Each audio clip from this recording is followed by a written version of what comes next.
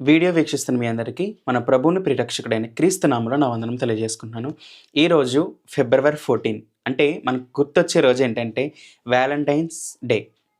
కానీ చాలామందికి ఉన్న అపోహ ఏంటంటే ఈ వ్యాలంటైన్స్ డే అనేది కేవలం ఇద్దరు ప్రేమికులకు మధ్య మాత్రమే ఉంటుంది. ఒక లవర్స్‌కి యంగ్ స్టేజ్‌లో లవర్స్‌కి మాత్రమే వ్యాలంటైన్స్ డే అని అంటారు. కానీ దీనికి సంబంధించిన హిస్టరీ, దీనికి సంబంధించిన పాయింట్స్ అనేవి చూస్తే ఇట్ ఈస్ వెరీ లాంగ్. అంటే ఒక క్రిస్టియన్ యొక్క హిస్టరీకి ఈ వ్యాలంటైన్స్ డేకి చాలా సంబంధం ఉంది. అసలు వ్యాలంటైన్స్ డే అనేది రావడానికి కారణం క్రిస్టియన్ యొక్క హిస్టరీ. ఒక వ్యక్తి, అసలు ఆ వ్యక్తి గురించి చాలామంది క్రైస్తవులు ఈరోజు తెలియట్లా. నిజంగా ఆయన చరిత్ర, ఆయన చేసిన పనులు ఇవన్నీ తెలిస్తే ఖచ్చితంగా ఒక క్రిస్టియన్ కూడా వ్యాలంటైన్స్ డే జరుపుకుంటాడు. ఖచ్చితం. నిజంగా చెప్తున్నాను. వ్యాలంటైన్స్ డే అనేది ప్రతి క్రిస్టియన్ జరుపుకోవాలి. ఎలా జరుపుకోవాలి? అదేంటండి మాకు లవర్ లేరు జరుపుకోలేదు అనుకుంటున్నారా? కాదు. ఖచ్చితంగా జరుపుకోవాలి. బట్ వ్యాలంటైన్స్ డే అనేది ఇద్దరి మధ్య మాత్రమే కాదు. ఒక స్త్రీ, ఒక పురుషుడికి మాత్రమే మధ్య ఉన్నది లవ్ కాదు. ఎందుకంటే మన మదర్‌ని మనం లవ్ చేస్తాం. మన ఫాదర్‌ని మనం లవ్ చేస్తాం. మన భార్యల్ని, మన భర్తల్ని, మన తల్లిదండ్రుల్ని, చుట్టూ ఇరుగు పొరుగు వాళ్ళందరినీ ప్రేమిస్తాం. వీళ్ళందరిలో లవ్ కనబడుతుంది. కానీ ఈరోజు ఏంటంటే వ్యాలంటైన్స్ డే అనేది కేవలం ఒక పురుషుడికి, ఒక స్త్రీకి మాత్రమే ముద్రేసి పక్కన పడేస్తారు. అయితే ఈరోజు ఈ వీడియోలో మనం వ్యాలంటైన్స్ డే అంటే ఏంటి? క్రైస్తవులు దీన్ని జరుపుకోవచ్చా? అసలు క్రిస్టియానిటీకి వ్యాలంటైన్స్ డేకి మధ్యన సంబంధం ఏంటి? అనేది మనం ఈ వీడియోలో క్లియర్ కట్‌గా దానికి హిస్టరీ మనం తెలుసుకుందాం. So let's watch till the end. Let's dive into the history and the video. మొదటిగా వ్యాలంటైన్స్ డే అనేది ఫిబ్రవరి 14న ఎవ్రీ ఇయర్ జరుపుకుంటాం. Not only in India, every country అనేది ఫిబ్రవరి 14 వ్యాలంటైన్స్ డే జరుపుకుంటారు. దీంట్లో ఇంకా ముందు చాలా డేస్ ఉంటాయి. హగ్ డే అని, కిస్ డే అని, గిఫ్ట్ డే అని, ఇలా చాలా డేస్ ఉంటాయి. కానీ వీటన్నిటికి సంబంధించి మెయిన్ డే ఏంటంటే మీకు చూడొచ్చు వ్యాలంటైన్స్ డే. దీని యొక్క హిస్టరీ ఏంటనేది మనం ఫస్ట్ తెలుసుకుందాం. అయితే ఈ వ్యాలంటైన్స్ డేలోనే మనకు ఒక పేరు కనబడుతుంది. అదే వ్యాలంటైన్. సో ఈ నేమ్ అనేది వ్యాలంటైన్ అనే నేమ్ ఒక పర్సన్ యొక్క నేమ్. అంటే మనకి ఎలా పేర్లుంటాయి మణికంఠ, పవన్, పాల్ ఇలా ఎలా పేర్లుంటాయి. వ్యాలంటైన్ అనేది ఒక వ్యక్తి పేరు. ఈయన రోమన్ యొక్క పరిపాలనలో ఉండేవాడు. ఈయన 3వ శతాబ్దంలో నివసించే వ్యక్తి. అయితే ఈయన ఒక క్రిస్టియన్ ప్రీస్ట్‌గా పనిచేసేవాడు. అంటే క్రైస్తవ్యంలో క్రీస్తుని మతాన్ని ప్రచారించేసేవాడు. అంటే అప్పట్లో మతం అని చెప్పేవారు, కానీ మతం కాదు, మార్గమే. అయితే క్రిస్టియానిటీని సమాజానికి స్ప్రెడ్ చేసే ఒక వ్యక్తిగా, ఒక ప్రీస్ట్‌గా చర్చ్‌లో ఈయన వర్క్ చేసేవారు.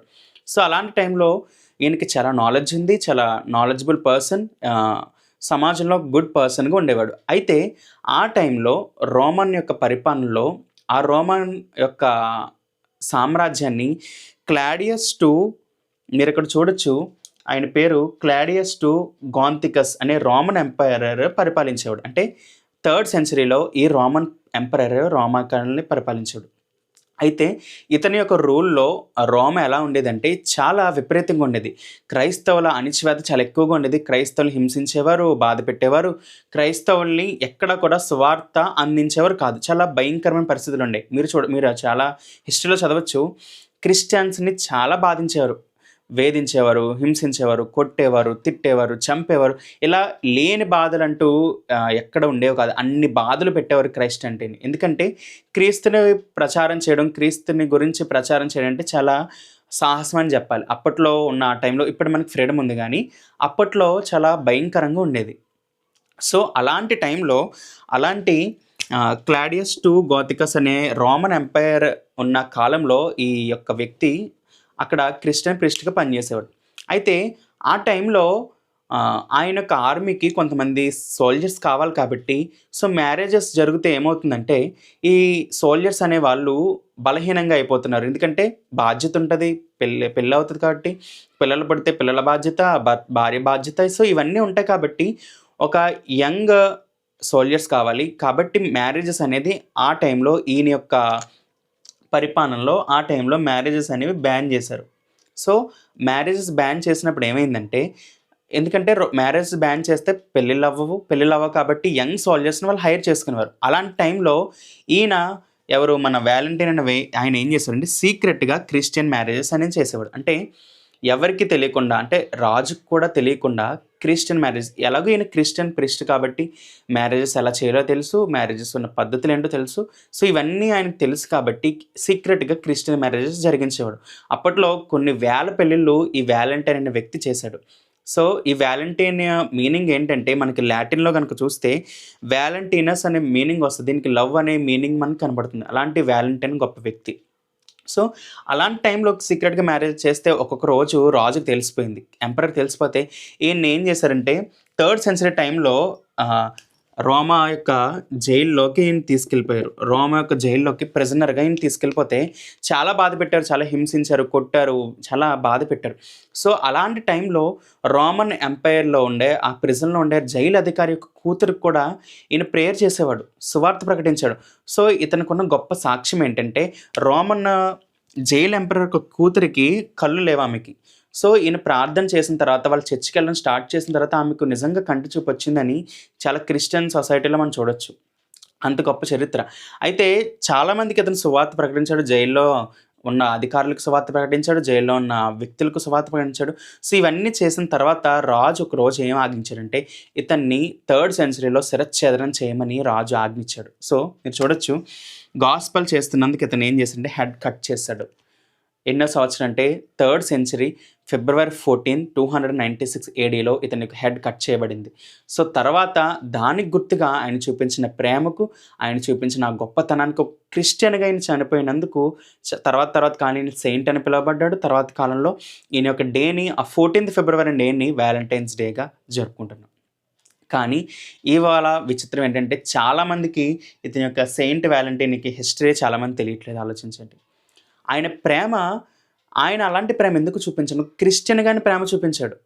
ఎందుకంటే వివాహం అన్ని విషయంలో ఘనమైనది దీనికి తెలుసు. వివాహం దేవుడే పెట్టింది కాబట్టి వివాహం ఖచ్చితంగా జరగాలి. మనుషులను ఆపడానికి ఎవరండి వాళ్ళు? అందుకని చేశాడు. రాజు ఆజ్ఞ కూడా పట్టించుకోలేదు, పక్కన పెట్టేశాడు. ఎంతో గొప్పగా దేవుని సువార్త పని చేసి చనిపోయాడు. ఆలోచించుకోండి. ఎవ్రీ ఇయర్‌లో 14th డే నాడు వ్యాలంటైన్స్ డే గిఫ్ట్ జరుపుకుంటారు తప్ప ఈ వ్యక్తిని చాలామంది గుర్తుపెట్టుకోరు. వ్యాలంటైన్ గొప్ప వ్యక్తి, క్రీస్తు కోసం హతసాక్షిగా మారిపోయిన ఒక గొప్ప వ్యక్తి ఈయన. ఇలాంటి వ్యక్తులు మన కళ్ళ ముందు చాలా ఉన్నారు. అందుకే బైబిల్ గ్రంథంలో ఒక మాట ఉంటుంది. యోహాను సువార్త 15:13లో తన స్నేహితుల కొరకు ప్రాణం పెట్టిన వాని కంటే గొప్ప ప్రేమికుడు ఎవ్వడూ కాడని బైబిల్ చెప్తుంది. అంటే నీ కోసం, నిన్ను ప్రేమించే వారి కోసం నువ్వు ప్రాణం పెడితే తప్ప you are not a true lover. అలాంటి గొప్ప లవర్ ఎవరంటే మన యేసుక్రీస్తు వారు. ఆయన చూపించిన ప్రేమ చాలా గొప్పది. అందుకే మన పాపులమై ఉండగానే మనం ప్రేమించాడు. ఈ రోజు ఏంటంటే మీరు హిందూసా, క్రిస్టియన్సా, ఆ కులమా, నీ కులమా అని లవ్ చూపిస్తారు. కానీ నువ్వు హిందువైనా, క్రిస్టియన్ అయినా, ముస్లిం అయినా, వ్యభిచారైనా, పాపివైనా ఏ భేదము చూడకుండా అందరినీ సమానంగా ప్రేమించిన వారు ఎవరైనా ఉన్నారంటే ప్రపంచంలో the one and only Jesus Christ మాత్రమే. అలాంటి ప్రేమ ఆయన చూపించారు. సో అలాంటి ప్రేమను పొణికిపుచ్చుకున్న వాడంగా ఈ వ్యాలంటైన్ అనేది తన ప్రేమను తన బ్రతుకులో తను చూపించాడు. ఇలాంటివి ఎంతో మంది వ్యక్తులు ఉన్నారు. కాబట్టి 14th వ్యాలంటైన్స్ డే మీరు కూడా జరుపుకోండి. ఎలా జరుపుకుంటారో తెలుసా? అగాపే అంటే the divine love. Jesus Christ యొక్క డివైన్ లవ్ జరుపుకోండి. దేవుడికి చెప్పండి ఎస్ అగాపే అంటే ఏంటో తెలుసా? ఐ లవ్ యూ గాడ్ అని చెప్పండి. ఆయన నిన్ను ఎంతగానో ప్రేమిస్తున్నాడు, ప్రతిరోజు ప్రేమిస్తున్నాడు. Everyday he's giving gifts to you. సూర్యుడు కానీ, చంద్రుడు కానీ, నువ్వు తినే ఆహారం కానీ, వాటర్ కానీ, ఇవన్నీ ఆయన ఇస్తున్న గిఫ్ట్స్ నీకు. మరి రిటర్న్ నువ్వు ఏమిస్తున్నావు? పొరుగువాన్ని నువ్వు ప్రేమిస్తున్నావా? నిన్ను వాళ్ళని పొరుగువాన్ని ప్రేమించే స్థితిలో నువ్వు ఉన్నావా? కాబట్టి ఆలోచించుకోండి. ఇలాంటి వ్యాలంటైన్స్ డే చరిత్ర మనకి చాలా ఇంపార్టెంట్. కాబట్టి ఈ వీడియో మీకు ఉపయోగపడిందని ఆశిస్తున్నాను. ఇలాంటి మరిన్ని వీడియోస్ మీ ముందుకు ఎన్నో తీసుకోవాలని ప్రయత్నిస్తాం. కాబట్టి ఈ వీడియోని లైక్ చేసి అనేక మందికి షేర్ చేయండి. మీ యొక్క విలువైన అభిప్రాయాన్ని కామెంట్ చేయండి. Thank you.